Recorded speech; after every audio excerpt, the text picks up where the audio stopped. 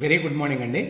చంద్రబాబు నాయుడు గారి కేసులో నిన్న సుప్రీంకోర్టులో తీర్పు వచ్చిన తర్వాత ఇప్పుడు అసలు ఈ కేసులో స్టేటస్ ఏంటి, చంద్రబాబు నాయుడు గారి పరిస్థితి ఏంటి అనేది ఎక్కువ మందికి వచ్చేటువంటి అనుమానం. నిన్న సుప్రీంకోర్టు ఇచ్చిన తీర్పు తర్వాత ఆ తీర్పు కాదు, యాక్చువల్గా అది ప్రతిష్టంభన. ఎందుకంటే ఇద్దరు న్యాయమూర్తులు పరస్పర విరుద్ధమైనటువంటి తీర్పులు ఇచ్చారు. కాబట్టి ఆ తీర్పు యొక్క ఫలితం ఇమీడియట్గా ఏమీ లేదు. అయితే ఆ తీర్పులో ఎవరు అబ్జర్వ్ చేయనటువంటి ఒక అంశం ఉందండి. దాన్ని బట్టి చంద్రబాబు నాయుడు గారి కేసులో తర్వాత పరిణామాలు ఎట్లా ఉండబోతున్నాయి అనేది మనకు అర్థమవుతుంది. అదేమిటి అంటే 17A వర్తిస్తుంది వర్తించదు అనే విషయంలో ఇద్దరు న్యాయమూర్తులు భిన్నాభిప్రాయాలు వ్యక్తం చేశారు. కానీ రెండవ ఇంపార్టెంట్ పాయింట్ ఏమిటంటే ఈ 17A అనే దాంతో నిమిత్తం లేకుండా ఏదైతే జగన్మోహన్ రెడ్డి గారి ప్రభుత్వం చంద్రబాబు నాయుడు గారి మీద ఎఫ్ఐఆర్ పెట్టిందో ఈ స్కిల్ డెవలప్మెంట్ కేసులో, ఆ ఎఫ్ఐఆర్ని కొట్టేయడానికి సుప్రీంకోర్టు నిరాకరించింది. అది ఇంపార్టెంట్ పాయింట్. అంటే ఏంటి, రేపు 17A వర్తిస్తుంది అన్నా కూడా ఎఫ్ఐఆర్ అనేది ఉంటుంది కాబట్టి ఆ విచారణ, ఆ దర్యాప్తు కొనసాగుతాయి. రెండో ఇంపార్టెంట్ పాయింట్ ఏమిటంటే ఇప్పుడు దీని యొక్క ప్రభావం, దీని రిపర్కషన్స్ ఏమిటి అంటే చంద్రబాబు నాయుడు గారి మీద 5 కేసులు ఉన్నాయండి. మొత్తం 6 కేసులు ఉన్నాయి. ఇందులో 5 కేసులు 17Aతో ముడిపడి ఉన్నాయి. సో ఆయన ఏమి ఎక్స్పెక్ట్ చేశారు, ఒకవేళ 17A వర్తిస్తుంది కాబట్టి ముందస్తు అనుమతి లేకుండా కేసులు పెట్టారు కాబట్టి 5 కేసులు కొట్టివేయబడతాయి అని చంద్రబాబు నాయుడు గారు ఆశించారు. ఆయన తరఫు లాయర్లో కూడా. ఇప్పుడు ఆ విషయంలో ఏ నిర్ణయం జరగలేదు అనేది ఒక పాయింట్ అయితే, ఒకవేళ 17A విషయంలో ఒక నిర్ణయం తీసుకున్న తర్వాత విస్తృత ధర్మాసనం అనేది ఏర్పాటు చేస్తామని చెప్పారు. ఆ తర్వాత నిర్ణయం తీసుకున్నా కూడా ఈ కేసులో ఎటువంటి తేడా రాదు. ఎందుకంటే ఎఫ్ఐఆర్ను కొట్టేయడానికి నిరాకరించింది కాబట్టి స్కిల్ డెవలప్మెంట్ కేసులో మిగతా 4 కేసుల్లో కూడా ఎఫ్ఐఆర్ను కొట్టేటువంటి అవకాశం లేదు. అది ఇక్కడ గమనించాల్సిన పాయింట్. రెండవది, తర్వాత ఏమవుతుందంటే 5 కేసుల్లో 4 కేసుల్లో ఆంధ్రప్రదేశ్ హైకోర్టు వారు బెయిల్ ఇచ్చారు చంద్రబాబు నాయుడు గారికి. ఒక్క కేసులో అంతకుముందే బెయిల్ కోసం వెళితే దానిని హైకోర్టు వారు నిరాకరించారు, మరొక న్యాయమూర్తి. సో దాని మీద సుప్రీంకోర్టుకు వెళ్ళారు చంద్రబాబు నాయుడు గారు. ఇప్పుడు 17A కేసు ఎవరి ముందుకైతే వచ్చిందో అదే ఇద్దరు సభ్యుల ధర్మాసనం ముందుకు ఫైబర్ నెట్ కేసులో బెయిల్ అంశం కూడా వచ్చింది. అయితే గతంలో వాళ్ళు ఏమన్నారు, ఈ ఫైబర్ నెట్ కేసు సంగతి తర్వాత తేలుస్తాం, ఎందుకంటే ముందు 17A ఈ కేసు ఉన్నది కదా, ఇది తేల్చనివ్వండి అన్నారు. ఇప్పుడు అది అయిపోయింది. ఇవాళ ఫైబర్ నెట్ కేసు సుప్రీంకోర్టులో విచారణకు వస్తోందండి. ఫైబర్ నెట్ కేసు విచారణకు వస్తోందంటే కేసు కాదు, ఆ కేసులో చంద్రబాబు నాయుడు గారు బెయిల్ కోసం చేసుకున్నటువంటి అప్లికేషన్ అన్నమాట, అది వస్తోంది. సో సుప్రీంకోర్టు వారు మరి ఫైబర్ నెట్ కేసులో బెయిల్ ఇస్తారా లేదా అనేది ఒక కీలకమైన అంశం ఇప్పుడు ఇవాళ జరగబోతోంది. ఇవాళ మధ్యాహ్నం ఈ కేసు సుప్రీంకోర్టులో విచారణకు రాబోతోంది. ఒకవేళ ఈ కేసులో బెయిల్ ఇచ్చారు అనుకుందాం, బెయిల్ ఇస్తే ఈ ఎఫ్ఐఆర్లు ఏవైతే పెట్టారో ఈ 5 కేసుల్లో, అంగళ్ళు కేసు కాకుండా మిగతా 5 కేసుల్లో, అంటే ఇవన్నీ అవినీతి నిరోధక చట్టం కింద పెట్టిన కేసులు అన్నమాట, ఈ కేసులన్నీ కూడా కొనసాగుతాయండి. ఎందుకంటే తర్వాత 17A మీద విస్తృత ధర్మాసనం ఏర్పడి ఆ ధర్మాసనం వారు ఇదిగో 17A వర్తిస్తుంది చంద్రబాబు నాయుడు గారికి కూడా అనేటువంటి తీర్పు ఇచ్చినా కూడా ఈ ఎఫ్ఐఆర్ని ఇక్కడ ఉన్నటువంటి ఇద్దరు న్యాయమూర్తులు కొట్టివేయలేదు, అది నిలబడుతుంది అని చెప్పారు. దాని మీద అప్పీల్ లేదంటే దాని మీద ఇప్పుడు రిఫర్ చేసింది విస్తృత ధర్మాసనానికి 17A అనేది వర్తిస్తుందా లేదా అనే అంశం మీదనే. అంతేకాని ఎఫ్ఐఆర్ నిలబడుతుంది, ఎఫ్ఐఆర్ని కొట్టేయడానికి మేము నిరాకరిస్తున్నాము అని ఏదైతే జస్టిస్ అనిరుద్ధ బోస్ గారు, జస్టిస్ బేలా త్రివేది గారు ఇచ్చారో తీర్పు, ఇద్దరు వేర్వేరు తీర్పులు ఇచ్చినా ఈ అంశంలో మాత్రం ఒకటే మాట చెప్పారండి. అది గమనించాల్సిన విషయం.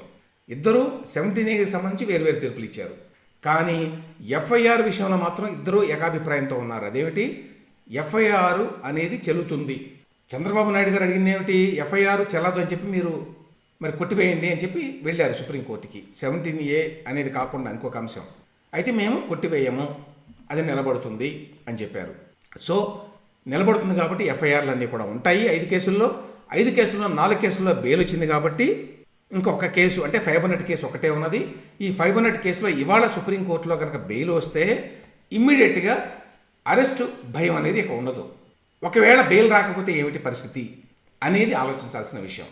బెయిల్ రాకుండా ఏమని చెప్పొచ్చు, లేదు మీరు మళ్ళీ హైకోర్టుకు వెళ్ళి డివిజన్ బెంచ్కి అప్పీల్ చేసుకోండి కావాలంటే అని అనొచ్చు, మరేదైనా నిర్ణయం వెలువరించవచ్చు. ఆ నేపథ్యంలో పరిస్థితులు ఎట్లా ఉంటాయి, అప్పుడు జగన్మోహన్ రెడ్డి గారి ప్రభుత్వం యొక్క నిర్ణయం ఎట్లా ఉంటుంది, ఎందుకంటే వాళ్ళది చాలా దూకుడు వ్యవహారం కదా. ఒకవేళ సుప్రీంకోర్టు ఓపెన్ ఎండెడ్గా వచ్చిందనుకోండి ఫైబర్ నెట్ కేసుని బెయిల్ ఇవ్వకుండా, అప్పుడు జగన్మోహన్ రెడ్డి గారి ప్రభుత్వం ఏ విధంగా వ్యవహరిస్తుంది అనేది ఇక్కడ కీలకమైన అంశం. ఇక తర్వాత అన్ని పేపర్లో వచ్చిందనుకోండి, చంద్రబాబు క్వాష్ పిటిషన్ విస్తృత ధర్మాసనానికి అని ఈనాడులో, బాబుపై స్కిల్ కేసును కొట్టేయలేం అని సాక్షిలో, ఇట్లా అన్ని పేపర్లో వచ్చింది. అయితే ఈ కీలకమైన అంశం ఇవాళ మాత్రం ఫైబర్ నెట్ కేసు గురించి సుప్రీంకోర్టులో ఏ రకమైనటువంటి నిర్ణయం వెలువడుతుంది ఈ బెయిల్ గురించి అనేది చాలా కీలకం. ఇక నెక్స్ట్ ఇంపార్టెంట్ డెవలప్మెంట్, అందరూ అనుకున్నట్టుగానే వైఎస్ షర్మిల గారికి ప్రదేశ్ కాంగ్రెస్ అధ్యక్షురాలుగా బాధ్యతలు అప్పచెప్పారండి.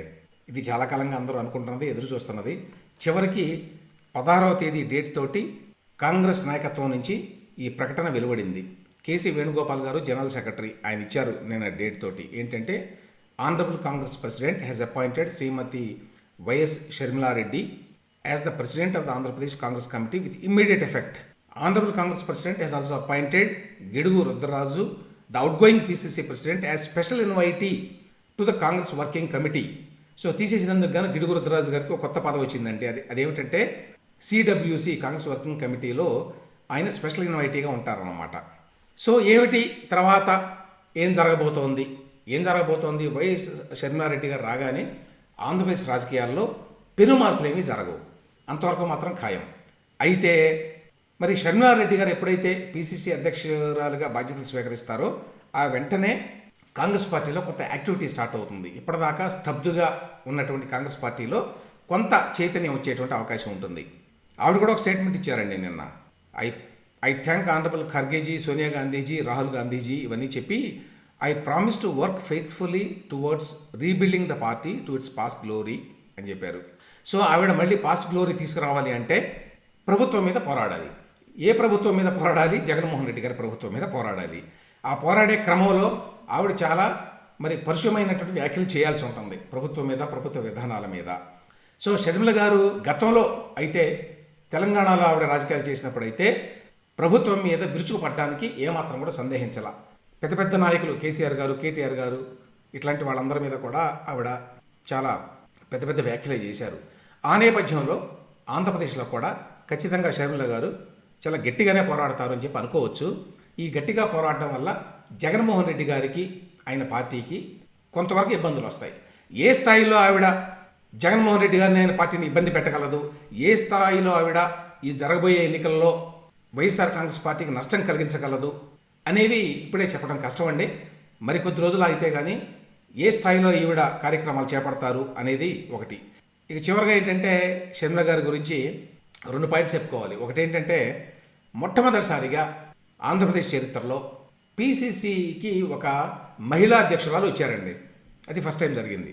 ఇప్పుడు ఆంధ్రప్రదేశ్లో 2 పార్టీలకి, ఇంకా విశేషం ఏంటంటే 2 జాతీయ పార్టీలే. ఈ 2 జాతీయ పార్టీలు కాంగ్రెస్ అలాగే బీజేపీ, ఈ రెండింటికి కూడా మహిళలే అధ్యక్షులు. బీజేపీకి ఏమో పురంధేశ్వరి గారు, కాంగ్రెస్ పార్టీకి ఏమో వైఎస్ షర్మిల గారు. తర్వాత నిన్న ప్రధానమంత్రి గారు ఆంధ్రప్రదేశ్ రాష్ట్రానికి వచ్చారు. ఆయన కార్యక్రమాలు 2, ఒకటేమో లేపాక్షి ఆలయాన్ని సందర్శించడం, ఆ తర్వాత ఈ నాసిన్ అనేటువంటి ఒక సంస్థ, కస్టమ్స్ అండ్ నార్కోటిక్స్ ఒక ఇన్స్టిట్యూషన్ని ప్రారంభించారు. అనంతపురం జిల్లా, ఇప్పుడు సత్యసాయి జిల్లా అనుకుంటాను, పాలసముద్రంలో కట్టినటువంటి భారీ ఇన్స్టిట్యూట్ అది. ఈ సందర్భంగా సహజంగా ప్రధానమంత్రి గారు వచ్చారు కాబట్టి మన జగన్మోహన్ రెడ్డి గారు అలాగే గవర్నర్ గారు ఇద్దరు కూడా అక్కడికి వెళ్ళారండి, నజీర్ గారు. ఈ 2 ఫోటోల్లో నాకు ఇమ్మీడియట్గా అనిపించింది ఏమిటి అంటే, జగన్మోహన్ రెడ్డి గారు ఇక్కడ రాముడు, సీత, లక్ష్మణుడు, ఆంజనేయుడు ఉన్నటువంటి విగ్రహాన్ని బహుకరించారు ప్రధానమంత్రి గారికి. అలాగే గవర్నర్ గారు కూడా ఇక్కడ శ్రీరాముడి విగ్రహం అనుకుంటాను బహుకరించారు. ఇద్దరూ కూడా దేవుడి విగ్రహాలనే ప్రధానమంత్రి గారికి బహుకరించారు. ఒక అధికారిక పదవుల్లో ఉన్నవాళ్ళు అసలు ఈ విధంగా దేవుడి విగ్రహాలను ఎందుకు బహుకరిస్తారు అనేది అర్థం కాని విషయం అండి. మనది సెక్యులర్ దేశం కదా. ఒక ఆయనేమో జగన్మోహన్ రెడ్డి గారేమో ప్రాక్టీసింగ్ క్రిస్టియన్, ఇక్కడ గవర్నర్ గారేమో ఆయన ముస్లిము. ప్రాక్టీసింగో కాదో నాకు తెలియదు. ఇద్దరు వేరే మతాలకు చెందినవారు. సరే, వాళ్ళు సహృదయంతో దేవుడి విగ్రహాలు బహుకరించారు ప్రధానమంత్రి గారికి. కాకపోతే ఒక సెక్యులర్ దేశంలో గవర్నర్గా ఉన్నవారు, ముఖ్యమంత్రిగా ఉన్నవారు, ప్రధానమంత్రి గారు సందర్శనకు వస్తే దేవుడి విగ్రహాలు బహుకరించడం ఏంటి అది కూడా ఒక మతానికి చెందినటువంటి విగ్రహాలు బహుకరించడం ఏంటి అనే ప్రశ్న వస్తుందండి. ఇప్పుడు ఎవరైనా విదేశాల నుంచి ఎవరైనా వచ్చినప్పుడు మన కల్చర్కి ప్రతిబింబంగా ఒక దేవుడి విగ్రహాన్నో ఏ విగ్రహాన్నో అందులో ఆర్ట్ కూడా ఉంటుంది కాబట్టి, కల్చర్ ఉంటుంది కాబట్టి బహుకరిస్తే కొంతవరకు అర్థం చేసుకోవచ్చు. కానీ ప్రధానమంత్రి గారు వస్తే ఆయనకి ఈ విగ్రహాలు బహుకరించడం ఏంటి అనేది ఒక అంశం నాకు అనిపించేది. రెండవది ఏంటంటే జగన్మోహన్ రెడ్డి గారు మామూలుగా ఏ పబ్లిక్ మీటింగ్లో మాట్లాడినా కూడా ఆయనది రెండే విషయాలు ఉంటాయి. ఒకటి, తన ప్రభుత్వం చేసినటువంటి గొప్ప పనులు, తాను ఏ విధంగా పేదలకు ప్రతినిధి, మిగతా వాళ్ళంతా ఏ విధంగా పెత్తందారులు అనే విషయాన్ని మాట్లాడతాడు. రెండవ పాయింట్, ఆ ప్రతిపక్షాలని నేరుగా పేరు పెట్టి మరీ విమర్శిస్తాడు. అందరినీ కూడా పేరు పేరున విమర్శిస్తాడు అధికారిక సమావేశాల్లో. ఆయన ఆ విధంగా వ్యవహరించకుండా కొంచెం హుందాగా వ్యవహరించేటువంటి అకేషన్స్ నేను చూసింది ఇదిగో ఈ ప్రధానమంత్రి గారు వచ్చినప్పుడు అండి. అప్పుడు మాత్రమే ఆయన ఏదో ఆ ముఖం మీద నవ్వు ఒకటి పులుముకొని మాట్లాడవలసింది క్లుప్తంగా మాట్లాడి, అధికారిక సమావేశంలో ఏ విధంగా మాట్లాడాలో ఆ విధంగా మాట్లాడి అంతవరకు ఊరుకుంటాడు ఆయన. అదొకటి గొప్ప రిలీఫ్ అన్నమాట ఎప్పుడైనా ప్రధానమంత్రి గారు రాష్ట్రానికి వచ్చినప్పుడు. ఇక తర్వాత ఈ పొత్తు వ్యవహారం ఏదైతే ఉందో తెలుగుదేశం పార్టీ, జనసేన పార్టీ రెండింటి మధ్య, దీనివల్ల కూడా రేపు చాలా ఇబ్బందులు తలెత్తుతాయండి సహజంగానే. ఎందుకంటే పొత్తు అంటే తెలుగుదేశం పార్టీలో టికెట్ ఎక్స్పెక్ట్ చేసేవాళ్ళు ఉంటారు కొన్ని సీట్లకి. జనసేనలో కొత్తగా ఈ పొత్తులో మాకు వస్తుంది అనేటువంటి కాన్ఫిడెన్స్ తోటి కొంతమంది ఉంటారు. ఇప్పుడు వాళ్ళందరినీ కూడా సాటిస్ఫై చేయాల్సిన బాధ్యత ఇరు పార్టీలకే ఉంటుంది. అప్పుడు కొన్నిసార్లు కాన్ఫ్లిక్ట్ రావచ్చు అన్నమాట. దానికి బెస్ట్ ఎగ్జాంపుల్ ఇప్పుడు తెనాలి. ఇప్పుడు నాదెండ్ల మనోహర్ గారికి ఖచ్చితంగా తెనాలిలో వస్తుంది టికెట్ అనేది అందరూ అనుకునే విషయం. జనసేన పార్టీలో మరి ప్రస్తుతానికైతే నెంబర్ 2 ఆయన. మరి ఆయనకి టికెట్ లేకుండా ఉన్నది కదా. అయితే అక్కడ ఆల్రెడీ మరి ఆలపాటి గారు మాజీ మంత్రి, ఆ పార్టీ సీనియర్ నేత తెలుగుదేశంలో ఆలపాటి రాజేంద్ర ప్రసాద్ గారు ఉన్నారు. ఇప్పుడు నాదెండ్ల మనోహర్ గారు ఇంతవరకు అధికారికంగా పొత్తు ఏ సీట్లు పొత్తు కింద వెళతాయి అనే విషయం బయటికి రాకపోయినా కూడా నాదెండ్ల మనోహర్ గారు ఇప్పటికే అక్కడ కొంచెం తనదే ఈ సీటు అన్నట్టుగా వ్యవహరిస్తున్నారట. దాని మీద ఆలపాటి రాజేంద్ర ప్రసాద్ గారు తిరుగుబాటు బావుట ఎగరేశారని చెప్పి వార్తలు. అంటే ఇక్కడ సాక్షిలోకి వచ్చి ఎక్కువ రాస్తారనుకోండి, మొత్తానికి ఈ వార్త మిగతా వాటిలో కూడా వచ్చింది, అందులో వాస్తవం కూడా ఉంది. ఈ రకమైనటువంటి అంశాలను ఏ విధంగా ఈ రెండు పార్టీలు పరిష్కరించుకుంటాయనేది అది పెద్ద ఛాలెంజ్ కాబోతుందండి తెలుగుదేశానికి, జనసేనకి. చాలా చోట్ల ఈ రకమైన గొడవలు జరగబోతున్నాయి. ఇప్పుడు తెనాలి ఇష్యూని ఏ విధంగా వీళ్ళు రిజాల్వ్ చేస్తారు అనేది చూడాలి. తర్వాత దావోస్లో జరుగుతుందండి, ఎవ్రీ ఇయర్ జరుగుతుంది. దావోస్లో అందరూ పారిశ్రామికవేత్తలు, దేశ నాయకులు వీళ్ళందరూ కూడా అక్కడ ప్రతి సంవత్సరం వెళ్తారు ఒక చోటకి. అక్కడ ఆ దావోస్ అనేది స్విట్జర్లాండ్లో ఉంది, ఆ చిన్న నగరం. అక్కడికి వెళ్తారు. అక్కడికి వెళ్తే అక్కడ అందరూ వస్తారు కాబట్టి ఈ పెట్టుబడులకు సంబంధించి ఏమైనా చర్చలు జరగాలంటే, ఎవరితో ఏమైనా మాట్లాడాలంటే అది చాలా సులభంగా ఉంటుంది అనేది ఆలోచన అన్నమాట. జగన్మోహన్ రెడ్డి గారు వెళ్ళక ఒక్కసారి వెళ్ళారండి లాస్ట్ ఇయర్. ఎప్పుడు అమర్నాథ్ గారు కూడా వెళ్ళారు. వెళ్ళినప్పుడు ఏం చేశారు ఏమిటి అనేది పెద్ద స్పష్టత లేదు. కానీ ఒకటేం జరిగిందంటే ఈ సిద్ధి సాయి ఎలక్ట్రికల్స్, అదాని ఇట్లాంటి వాళ్ళతో ఒప్పందాలు చేసుకున్నారు. దాని మీద కొన్ని విమర్శలు కూడా వచ్చినాయి. దావోస్ దాకా వెళ్ళి ఈ సిద్ధి సాయి ఎలక్ట్రికల్స్ మన అనంతపురంలో ఉండే విశ్వేశ్వరరెడ్డి గారు ఎవరో, అదంతా కూడా జగన్మోహన్ రెడ్డి గారి బెనామీ కంపెనీ అనే ఆరోపణలు కూడా ఉన్నాయి. వాళ్ళతో ఒప్పందం చేసుకోవడానికి దావోస్ వరకు వెళ్ళాలా అని, అది ఇక్కడే చేసుకోవచ్చు కదా అని. అయితే లాస్ట్ ఇయర్ ఒకసారి వెళ్ళారు కనీసం. ఈ సంవత్సరం అది కూడా వెళ్ళాలా. ఈ సంవత్సరం యాక్చువల్గా రేవంత్ రెడ్డి గారు వెళ్ళారు, కొత్త ముఖ్యమంత్రి తెలంగాణకి. అంతకుముందు కేటీఆర్ గారు వెళ్ళారు, వరుసగా వెళ్ళారు ఆయన 2-3 సార్లు దావోస్కి. అంతకుముందు చంద్రబాబు నాయుడు గారు ప్రతి ఏటా తప్పకుండా వెళ్ళేవారండి. వెళ్ళి కొంచెం హడావుడి చేసేవారు. ఆ టైంలో నిజం చెప్పాలి అంటే ఆంధ్రప్రదేశ్ని సన్ రైజ్ స్టేట్ అనేటువంటి బ్రాండింగ్ ఇచ్చి దావోస్లో పెద్ద ఎత్తున ప్రొజెక్ట్ చేశారు. అక్కడ యాక్చువల్గా బస్సులు పెట్టారు, పెవిలియన్స్ పెట్టారు. అప్పట్లో నాకు గుర్తు శేఖర్ గుప్తా గారు కూడా పెద్ద ఆర్టికల్ రాశారు. ఏంటంటే దావోస్కి వెళ్ళి, దావోస్లో ఎక్కడ చూసినా మనకు కనిపిస్తుంది ఈ ఆంధ్రప్రదేశ్ గవర్నమెంట్ వారి ఆ బస్సులు వాడుకుని, బస్సులు కూడా అద్దెకి తీసుకొని ఆ బస్సులు మొత్తం మీదంతా కూడా సన్ రైజ్ ఆంధ్రప్రదేశ్ అని చెప్పి ఆ బ్రాండింగ్ చేసి తిప్పారు దావోస్లో. సో పెట్టుబడులు పెట్టేవాళ్ళు, పారిశ్రామికవేత్తలు, దేశ నాయకులు అందరూ చూస్తారని. సో ఆ విధంగా ఆ కాలంలో అందరి దృష్టిని ఆంధ్రప్రదేశ్ ఆకర్షించింది అనేటువంటి వార్తలు వచ్చేవి. ఇప్పుడు ఆ రోజులు పోయినాయండి. ఇప్పుడు జగన్మోహన్ రెడ్డి గారి ఆయన ప్రయారిటీసు, ఆయన వ్యవహార శైలి అంతా డిఫరెంట్. సో దీని మీద ఇవాళ వార్తలు 2-3 పత్రికల్లో దావోస్కు బై అని చెప్పి జ్యోతిలో, అలాగే ఈనాడులో కూడా ఓసోస్ మనకెందుకు దావోస్ అని చెప్పి వీళ్ళేదో రాశారు. ఇక జగన్మోహన్ రెడ్డి గారు ఇప్పుడు అంబేద్కర్ గారి పెద్ద విగ్రహాన్ని విజయవాడలో నడిబొడ్డున పెట్టబోతున్నారండి. ఎల్లుండి దాని ఇనాగ్రేషన్ జరగబోతోంది 19వ తారీఖున. ఈ మధ్యకాలంలో విగ్రహాలు అంటే రాజకీయం అయిపోయిందండి. అంటే రాజకీయ పరమైన ప్రయోజనం ఉంటేనే విగ్రహాలు పెడతారు. ఆ విగ్రహాలు పెట్టడంలో కూడా తేడా వచ్చింది. ఒకప్పుడు విగ్రహం పెట్టడం అంటే ఏదో ఒక కోడల్లో ఒక విగ్రహాన్ని పెట్టేవారు. ఇప్పుడు అట్లా కాదు, పోటాపోటీగా ఇంకా ఎత్తుగా అంటే ఆ డామినేషన్ని ప్రదర్శించేటువంటి ఒక ఆయుధంగా ఈ విగ్రహాల స్థాపన అనేది తయారైందండి దేశం మొత్తంలో. ఎప్పుడైతే బీజేపీ వారు సర్దార్ వల్లభాయ్ పటేల్ విగ్రహాన్ని అత్యంత భారీ ఎత్తున 1000 కోట్ల రూపాయలు పెట్టారో అన్న సర్దార్ డ్యామ్ మీద, అప్పటి నుంచి కూడా ఈ రకమైన రాజకీయాలు మొదలైనవి. ఇప్పుడు అన్ని రాష్ట్రాల్లో ఇది జరుగుతోంది. తెలంగాణలో ఆల్రెడీ అంబేద్కర్ గారి పెద్ద విగ్రహాన్ని అక్కడ సెక్రటేరియట్ ఎదురుగా కేసీఆర్ గారు పెట్టారు. ఇప్పుడు జగన్మోహన్ రెడ్డి గారు విజయవాడ నడిబొడ్డున పెట్టారు. చాలామంది విమర్శ ఏంటంటే, సరే పెట్టింది ఏదో ఇంతకుముందు తెలుగుదేశం ప్రభుత్వంలో ఎక్కడో కేటాయించారు కూడా 100 ఎకరాలు ఎన్నో అంబేద్కర్ గారి విగ్రహ స్థాపనకి. అక్కడ పెట్టి ఉండాల్సింది విజయవాడ నడిబొడ్డులో ఎందుకు? నడిబొడ్డులో స్థలం చాలా విలువైనది, అది కార్యకలాపాలకి ఉపయోగించుకోవాల్సింది. ఎస్పెషల్లీ విజయవాడలో మీకు ఓపెన్ స్పేస్ లేదు. ఆ స్వరాజ్య మైదాన్ అనేది ఒక్కటే ఓపెన్ స్పేసు, అది కూడా నడిబొడ్డులో ఉంది. దాన్ని అలా వదిలేస్తే రకరకాల కార్యక్రమాలకి వాటిని ఉపయోగించేవారు. అక్కడ ఇంతకుముందు గతంలో మనకు తెలిసి బుక్ ఫెయిర్ లాంటివి పెట్టేవారు. అయితే పిల్లలు మామూలుగా మిగతా టైంలో ఆడుకునేవారు, ఆటలకి వాటికి పనికొచ్చేది. ఎప్పుడైనా సభలో సమావేశాలు పెట్టుకోవాలంటే పార్టీలు కానివ్వండి ఎవరైనా, అది ఉపయోగపడేది. ఇప్పుడు దాన్ని తీసిపడేశారు జగన్మోహన్ రెడ్డి గారు. ఎందుకంటే మరి రాజకీయ ప్రయోజనాలు ఉన్నాయి, అంబేద్కర్ గారి విగ్రహం పెట్టడం ద్వారా పేదలకు ప్రతినిధి అని చెప్పి అనుకుంటారు జనం అనేది ఆ విధంగా వచ్చేసింది ఇప్పుడు మరి సమాజంలో. అందువల్ల పెట్టారు. సరే, అక్కడ పెడుతున్నారు, బాగానే ఉంది. అదే టైంలో ఇక్కడ బందర్లో మచిలీపట్నంలో ఏం జరుగుతుంది అనేది ఆసక్తికరం అండి. అదేమిటంటే పట్టాభి సీతారామయ్య గారు అని చెప్పి ఒక పెద్ద ఆయన ఉన్నాడు. ఆయన గురించి జగన్మోహన్ రెడ్డి గారికి తెలుసు అని చెప్పి నేనైతే అనుకోవడం. అసలు ఈ తరంలో చాలామంది కూడా తెలిసి ఉండదు, ఎందుకంటే ఇప్పుడు రాజకీయాలన్నీ మారిపోయినాయి కాబట్టి. ఇప్పుడు మనకి కొడాల నాని, గోరంట్ల మాధవ్, గుడివాడ అమర్నాథ్, అంబటి రాంబాబు ఇట్లాంటి మహామహులైన నాయకులు మనకు వచ్చారు కాబట్టి వీళ్ళ గురించి బహుశా ఎవరికి తెలిసి ఉండదు.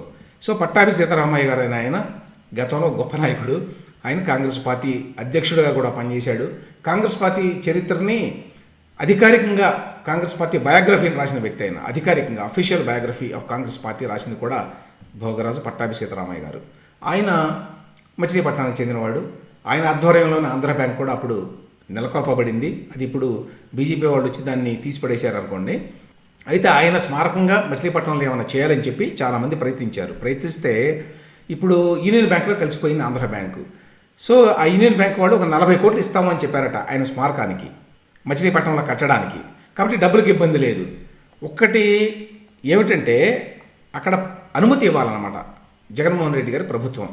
అనుమతి ఇస్తే అక్కడ స్మారకం కడతారు, అక్కడ ఏదో లైబ్రరీ ఒకటి కట్టాలి, ఒక మ్యూజియం కట్టాలి, ఇట్లాంటివి ఏదో ఆలోచన. ఇంతవరకు అనుమతులు ఇవ్వలేదటండి పట్టాభి సీతారామయ్య గారి స్మారకానికి. ఎందువల్ల అంటే పట్టాభి సీతారామయ్య గారి దానికి అనుమతి, అసలు డబ్బులు ఎట్లా ఇవ్వరు అనుకోండి ప్రభుత్వం, డబ్బులు ఎవరో ఇచ్చారు, దానికి అనుమతులు ఇవ్వడంలో కూడా ఆసక్తి లేదు. ఎందుకంటే అందులో ఓట్లు ఏమైనా వస్తాయా, ఏం రావు కదా. ప్లస్ భోగరాజు పట్టాభి సీతారామయ్య అంటే ఎవరికి తెలుసు, రాజకీయంగా ఏ విధంగా ప్రయోజనం, ఎందుకు ఇవ్వాలి, ఇవ్వరు, అంతే, పట్టించుకోరు దాన్ని. అంటే ఏ రకమైనటువంటి పరిస్థితుల్లో ఆంధ్రప్రదేశ్ వాళ్ళు ఉన్నది అనటానికి ఈ భోగరాజు పట్టాభి సీతారామయ్య గారి స్మారక మందిరం వ్యవహారం ఒక ఎగ్జాంపుల్ అండి. ఇవండి వార్తలు, విశేషాలు.